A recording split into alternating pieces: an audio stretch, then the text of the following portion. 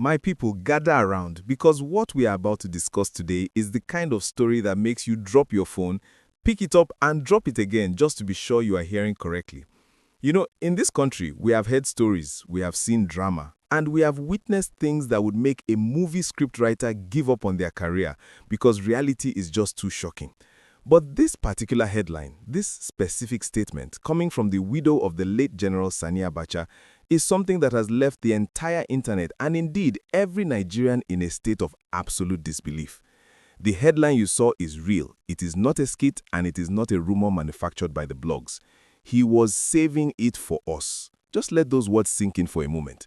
We are talking about billions of dollars, funds that have been the subject of international investigations, court cases, and diplomatic agreements for over 2 decades. And now, in the year 2025, we are hearing a narrative that flips the entire script on its head. Maryam Abacha, the former First Lady, has come out to boldly declare that her husband was not looting the treasury as the world has claimed for years, but rather, he was keeping these monies for Nigeria, and that the real tragedy is that the money vanished after he died. Let us unpack this properly because there's so much to digest here, and I want you to stay with me as we analyze every single bit of this explosive revelation. It all started with an interview that surfaced around June 2025, marking the anniversary of the late general's death. Usually, anniversaries are times for quiet reflection or memorial services, but this time it became a moment for a fiery defense that has set social media on fire. In a conversation that was monitored by major news outlets like Business Day, The Cable, and Vanguard, Maryam Abacha did not mince words. She looked into the camera and challenged the entire narrative that has been written about her husband since 1998. She asked a very direct question that has left many people scratching their heads. She asked, "Who is the witness of the monies that were being stashed? Did you see the signature or the evidence of any money stashed abroad?" Now, this is a very interesting angle to take because for years, we have seen documents, we have seen repatriations from Switzerland, from Jersey, from the United States, and from France, all labeled clearly as Abacha loot. But here she is, telling us that without a witness standing there watching him sign the transfer papers, the accusations are baseless. But she didn't stop there, and this is where the story gets even more intense. She went on to explain her theory about the vanished funds. According to her statement in 2025, the monies that her husband kept, note the word kept, not stole, were kept for the benefit of Nigeria. She claims that within a few months of his passing, these massive sums of money just disappeared. Her exact words were, "And the monies that my husband kept for Nigeria, in a few months the monies vanished. People are not talking about that." It paints a picture of a benevolent leader who was acting as a frantic saver, perhaps hiding the national cake in a deep freezer so that no one would touch it, only for others to come and feast on it the moment he was gone. It's a narrative that suggests that what the world calls looting was actually a misunderstood act of preservation. It really makes you wonder about the definitions we use for governance and accountability. If you take money from the public vault and put it in a private account in Switzerland, is that saving? According to the former First Lady, the interpretation we have all been using might just be wrong. Now, before we go further into the amounts of money we are talking about, I need to remind you that if you are enjoying this breakdown and you want to stay updated with the most captivating stories coming out of Nigeria, please do well to like this video. It helps us a lot. And if you haven't subscribed yet, just click that subscribe button right now so you don't miss out on the next big gist. We have a lot more to cover, so let's keep going. The most stinging part of this 2025 interview, the part that really got Nigerians talking, was her comment about the Nigerian people themselves. It is one thing to defend your spouse, that is expected. It's another to turn the heat on the citizens who have been reacting to these recoveries for decades. She expressed her frustration with how easily Nigerians believe the looting narrative. She said, "And because Nigerians are fools, they listen to everything." Yes, you heard me right. She used the word fools. She feels that we've all been hoodwinked by successive administrations who just want to blame her husband for everything. She asked, "Why are you blaming somebody? Is that tribalism or religious problem, or what is the problem with Nigerians?" For her, the continued talk about the Abacha loot 27 years after his death is unfair. She believes that if he was truly that bad, people wouldn't still be talking about him. Or perhaps the fact that we are still talking about him proves that he was very powerful and loved by Nigerians. It's a complex psychological defense that mixes power, love, and victimhood all in one pot. But let us look at the facts that were on the ground while this statement was being made. It is ironic that she is asking for evidence of stashed money at the very same time that news reports are filled with updates about fresh recoveries. Just in 2023, France repatriated $150 million. The United States and the UK have returned millions upon millions in the years prior. These are not small change. These are amounts that can build hospitals, schools, and roads. In fact, the Jersey government was in the process of returning another $9.5 million around this same period in late 2025 and early 2026.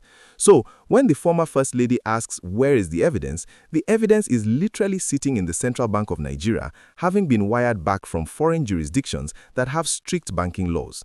These countries do not just send money back for charity, they send it back because their courts have proven that the funds were illicitly acquired.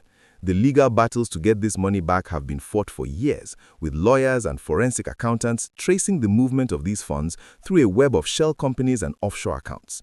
The narrative of saving it for us is fascinating because it touches on how leaders perceive their own actions versus how the law perceives them. If a leader takes money from the public vault and puts it in a private account in Switzerland, arguing that I am keeping it safe for the country is a defense that no court in the world accepts. Public funds are meant to be in public accounts, accessible for public usage, subject to checks and balances.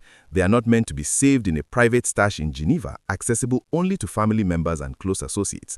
The tragedy, as many social media commentators pointed out after this interview aired, was that while these billions were saved abroad, Nigerian infrastructure crumbled, universities went on strike, and the healthcare system collapsed.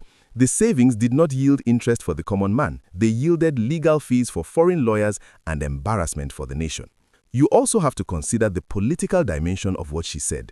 By claiming that the money vanished after he died, she is directly accusing the administrations that came after him, from Abdulsalam Abubakar to Obasanjo and beyond, of stealing the savings. She is essentially saying, my husband kept it there for you and your other leaders stole it.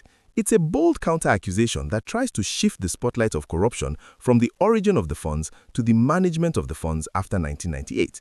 While it is true that corruption has continued in Nigeria since 1998, and many people have asked questions about how the recovered loot has been utilized, that does not negate the initial act of taking the money out of the country. It's like a thief arguing that the police officer who recovered the stolen goods kept some for himself. Even if the officer did that, it doesn't make the original theft a saving scheme. The reaction on social media in 2025 was swift and merciless. Twitter, now X, and Facebook were buzzing with comments. People were digging up old clips, comparing the economic hardship of the 90s with the wealth of the Abacha family. The comment, "Nigerians are fools," particularly struck a nerve. It felt like a slap in the face to a population that has suffered through decades of economic mismanagement. To be told that you are foolish for believing that the billions of dollars returned to your country were stolen is a level of gaslighting that many found hard to swallow. It sparked a conversation about the arrogance of the political elite, the disconnect between the rulers and the ruled, and the lack of remorse for past actions. It seems that in the minds of some of our past leaders and their families, the country is a personal estate, and the citizens are merely tenants who should be grateful for whatever scraps are left or saved for them. And we must also talk about the vanished money she mentioned. She asked, who is the witness? Well, the witnesses are the Swiss banks who froze the accounts. The witnesses are the courts in Jersey and the US DOJ who ordered forfeiture. The witnesses are the infrastructure projects like the Second Niger Bridge and the Lagos-Ibadan Expressway, which are being partly funded by these recovered assets. These are tangible witnesses. The money is not imaginary, the transfers are not fiction. The fact that she can sit on national television in 2025 and deny the existence of these funds or reframe them as a benevolent savings plan shows a level of denial that is truly studied. It suggests that there is a different reality being lived in the high-walled mansions of Kano and Abuja compared to the reality on the streets of Lagos and Port Harcourt. As we wrap up this story, I want you to think about what this means for the future of accountability in Nigeria. If 30 years later we cannot agree that taking public money to private accounts is stealing, then how do we teach the next generation about integrity? If the narrative can be twisted so easily from looting to saving, then are we safe from history repeating itself? The Abacha loot saga is the gift that keeps giving, not just in terms of the money coming back, but in terms of the drama and the revelations that keep surfacing. Maryam Abacha's 2025 interview will go down in history as one of the most audacious defenses of a controversial legacy. It reminds us that in Nigeria, the story is never over, and the past is never truly past. It is always there to be rewritten by those who have the microphone. Thank you so much for watching this video and engaging with this story. It's a heavy topic, but it's one we must discuss to understand where we are coming from and where we are going.